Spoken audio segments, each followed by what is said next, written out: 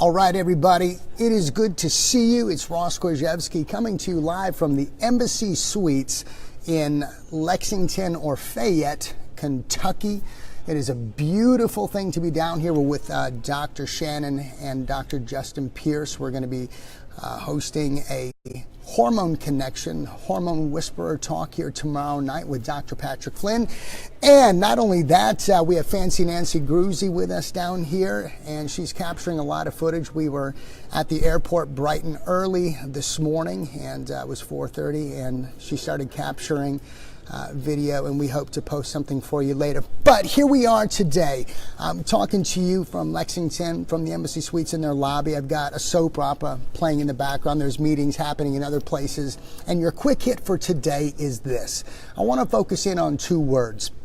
It's two words that I used probably about 5 to 6 months ago with a staff training that I did. When I talk about staff, we've got offices all across the United States. If you ever want to see what the footprint is of the Wellness Way, you can go to twwclinics.com and take a look at the clinic map and see how big of an impression we're making on this country of ours in the realms of being able to provide not only awesome clinical results for people and giving them a new approach to healthcare, but also then for the staff, like these trainings, we do a lot of personal growth and development. We do a lot of leadership development. Thus, the reason why we're not only using what we do to strengthen and take our doctors and their staff to the next level for personal growth and development, but also so that it influences their personal lives, but also to be able to bring this to you, those of you who would choose to dive in and spend a little time with us and being encouraged, being enriched, and motivated. And the two words that I focused on months ago were gratitude and humility. And the reason why I love these words, especially when we start to think about hi, Natalie. Hi, Ashlyn. Hi, Stacy Willie. It's good to see you guys. But the reason why I like these two words for today is simply because of what we talked about last week. And what we talked about last week was the golden rule.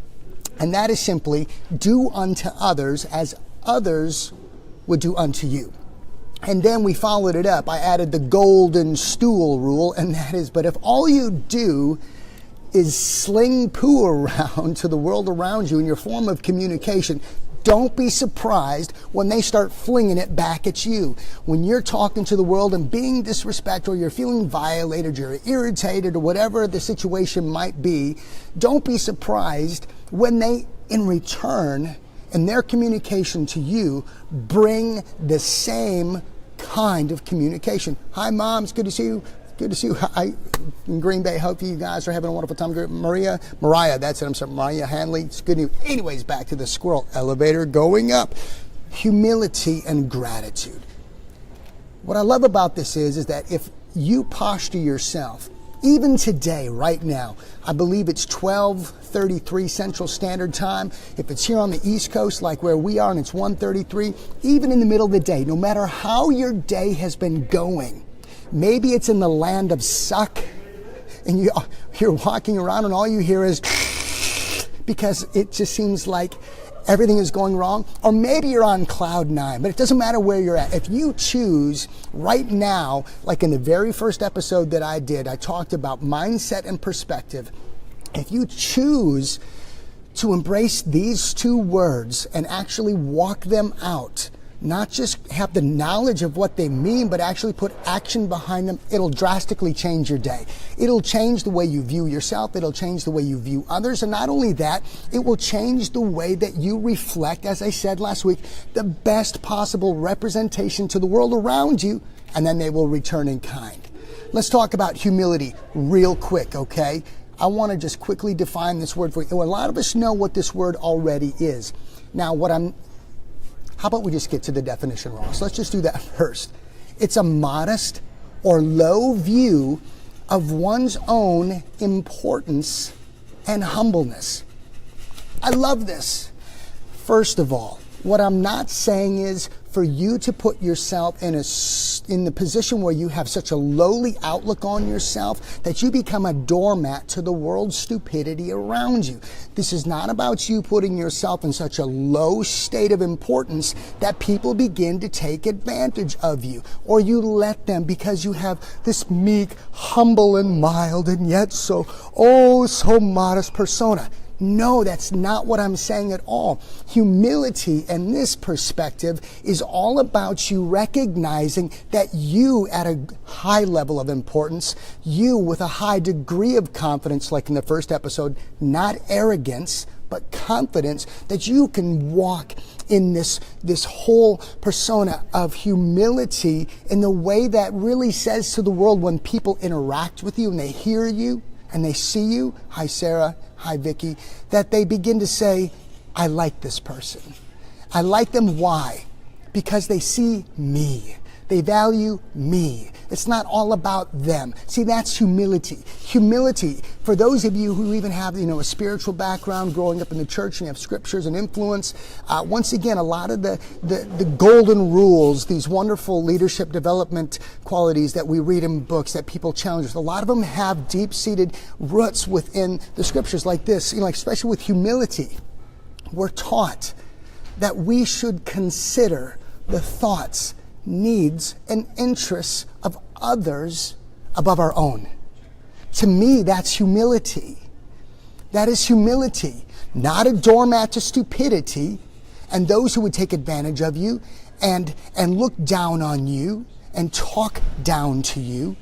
And therefore you take it because you think you're acting this out, that you're putting on this act of humility. No, confidence. See, here's another word that comes along with this that I think people really need to have a better understanding of, and that's this word called diffidence. This is a modest or low view of one's own importance, but the diffidence, what I like about this one, if it would go over there we go, technology, it's a modesty or shyness resulting from a lack of self-confidence. See, that's the question. That's the question. When you're looking at these words, when you're being challenged with these words, when you think about humility, when you think about your own self-worth and your own self-confidence, hi, Mary Kay, I love the palm trees. Remember to comment. Remember to put me palm trees, because if you do, you could possibly be entered for a chance. No, you will be entered for a trip to Hawaii coming up, and I'll talk to more of that, but I want to get back. So anyways, diffidence, this concept of having humility that comes out of modesty or shyness, but it comes from a platform of low self-esteem, is not humility. That's not humility. That's a weak-willed posture resulting from a low self-esteem, a component of confidence in your own life, so therefore resulting in a diminished expression of yourself. Don't allow that to happen. Believe in yourself. Allow yourself to wake up, to have that mindset instilled, to have your perspective changed, to go out understanding, like we talked about last week, the golden rule. If you do unto others, they will gladly, well, hopefully, if they're not, tools of individuals, because there's those individuals out there that just won't reciprocate, period, because their lives are in the land of suck and they don't care. So they figure if their lives suck, well, everybody else should suck too. So here's some poo for you. So do what you got to do to maintain yourself. Do what you can. Keep your outlook on yourself high. Realize that humility is not a doormat to stupidity, but it gives you the potential platform to be that individual that does recognize, that is sensitive to the thoughts, needs, and interests of others above your own, right? You'll go places with that kind of an attitude. You'll go places with that kind of posture. You'll win with people with that kind of posture. And I love that, because even when we're a part of the Wellness Way, working with a great team of individuals, working with great offices across the United States, being able to talk with the doctors and staff and work with our staff, it's one thing, even for me, I have to be careful sometimes with not having my humility default to where that diffidence comes in, and where my humility is really just an over-representation of that shyness or that lack of self-confidence that has been a part of my life for so many years, even that I'm growing out of. See, we're all a work in progress. Every day is a step towards a new and better version of yourself. That is, if you're taking the necessary steps to really invest in yourself. And God darn it, I'm going to throw one other word in there. Audrey, you're welcome. Thank you so much. I'm going to throw another word in there before I hop over to gratitude. And that's selfishness and selfish. You know what? I wish people would be a little bit more selfish from time to time. You ladies, some of you guys out there, especially when it comes to personal growth and development, I wish you would be a little more selfish with some me time, some your time. Because if you would and you would invest in yourself, maybe we would see, even myself, if we were intentional with personal growth and development, instead of having, well, you know what, the kids meeting, my husband, I got to get the groceries, or I got to do this, I got to go do that. You give. And the world just takes and takes from you. And then you give out of a depleted well. And then no wonder why people have humility in a wrong perspective. No wonder why people have a hard time getting to a place where gratitude is truly given, because they feel so taken advantage. They feel so overlooked and devalued. It starts with you first. You've got to be willing to instill into yourself, first and foremost, a sense of value. You must validate yourself first. It's not the world's job to place value on you. That is your responsibility. That's your husband's responsibility, your wife's responsibility, your children's responsibility, and then but it's not primarily the world's responsibility to be the air that you breathe so you make it through the day when you wake up every day. But you still choose to walk in humility with a high degree of self-confidence, not arrogance, leading to a platform where you will understand that selfishness once in a while is so needed so we can do this, so we can work on this, so it impacts this fleshly little thumper on the inside of our chest called our heart, right? Be selfish once in a while. It's okay. When you're investing in yourself, out of the overflow of that investment, the world will reap the benefits of a better version of you. So once in a while, God darn it, be selfish. All right? It'll be okay. Let's go to gratitude. Now, if you're a parent, you wish your kids would model this a little bit more, would be a little bit more grateful. If you've got, sometimes, family members, spouses, you wish that they were a little bit more grateful. What I know is this, in our final minutes coming up here, what I know is this, is that the world looks for us to be grateful. Everybody wants us to say thank you. Thank you for this. Thank you for that. Thank you for this. Now, not that we shouldn't, but you know what the hardest thing is for them to return that to us. We live in a world today that is very narcissistic, that is very much about entitlement, that is very much about me, which makes it really hard for us to walk in humility, which makes it very hard for us to be grateful individuals, which makes it very hard for us to want to invest time into ourselves, because when we choose to be selfish, we don't get the return that we're looking for. But here's what I want to say. It's not about the return first and foremost. This is not why we do personal growth and development. This is not why we walk out in humility. This is not why we choose to be in a posture of gratitude. This is not why we are selfish with personal growth and development. We do this for ourselves, so that our platform, so that our day-to-day living is influenced by an investment that will have a high return. Maybe not today, maybe not tomorrow, but maybe in a month, maybe in a year. It's when you choose not to make these investments into yourself that the time when it's needed, you've got nothing to give. You've got nothing to give. You give out of a depleted bank and you have an NSF charge. You like that? I know a lot about those, but you've got nothing to give from. So gratitude, yes, we live in a crazy world where people want the gratitude, but they don't want to give it in return. But that shouldn't stop us. That shouldn't stop us, because choose to be an individual that gives gratitude and expects nothing in return. I like to get it in return. Don't misunderstand that. Don't misunderstand that. When I give gratitude, in return, I expect nothing. You know why? Because when I give it and I give it and I give it and I don't get it in return, and I know I should, I'm the one that's bummed out. I'm the one that's going, "God darn it." You know, I give and give and give and give and give and give. And people just take. And maybe sometimes they even take my humility and my posture of gratitude for granted, and whether or not they even choose to see it as authentic. But I say this, I give it anyways. And I don't expect anything in return, but when I do get it, it's just like a bonus. It's validation for why I would choose to have that intentional posture. Gratitude, the quality of being thankful, a readiness. Now listen, vacuums are going on in the background. Like I said, the land of suck, it's right up there, sucking up a lot of stuff out of this carpet. Anyways, this is the best part right here. Sorry for the little hiccup there a few minutes ago. There was a phone call that came in, so if there was a disruption, I'm sorry. Gratitude.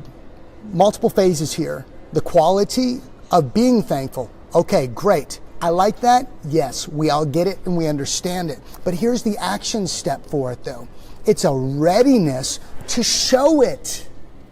You can't just have a concept, an idea of what gratitude is. You can't just have a concept and an idea of what humility is. There's the action step. It's just knowledge.